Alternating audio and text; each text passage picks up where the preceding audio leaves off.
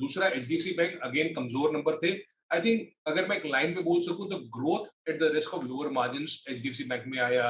अगर आप देखेंगे नंबर्स देखेंगे आई थिंक इसके आप ग्रोथ देखेंगे तो ग्रोथ तो मेरे ख्याल में सिक्वेंशियल ग्रोथ भी अच्छा हुआ। कमर्शियल होलसेल रिटेल सेगमेंट में कुछ 11, 10, 5% का ग्रोथ हुआ। बट इसमें जो एक इशू आ रहा है वो दो चीजें थी एक्चुअली। एक तो निम्स 10 बेसिस पॉइंट कम हुए, 4% पे आए, जो बहुत टाइम बाद देखा कि हमने एचडीएफसी बैंक के निम्स कमजोर हो रहे हैं। बट उससे भी जरूरी मेरे लिए जो एक टेक अवे था वो था कि जो ट्रेजरी लॉसेस आए हैं, बिकॉज यील्ड्स ऊपर जा रही है, इसके कारण कोई भी फीस इनकम में ग्रोथ हुआ वो आपको उतना दिखा नहीं है। और एट द एंड जो ऑपरेटिंग प्रॉफिट आया वो सिर्फ 5% ऊपर था। मेरे ख्याल में बहुत टाइम के बाद मैंने देखा है कि एचडीएफसी बैंक का जो ऑपरेटिंग प्रॉफिट है वो सिर्फ 5% ग्रो किया बिकॉज ऑफ दिस। बट इसमें ना सबसे जरूरी चीज देखने वाली क्या है कि अगर आपके ट्रेजरी लॉसेस हो रहे हैं बिकॉज यील्ड्स ऊपर जा रहे हैं, तो ये सब एचडीएफसी बैंक को हिट नहीं करेगा।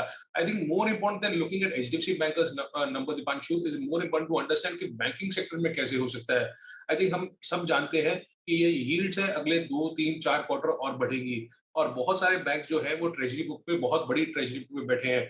तो आपको जो लॉसेस हैं, ट्रेजरी लॉसेस हैं, वो सिर्फ एचडीएफसी बैंक में नहीं, बहुत सारे और बैंक्स में भी दिखेंगे।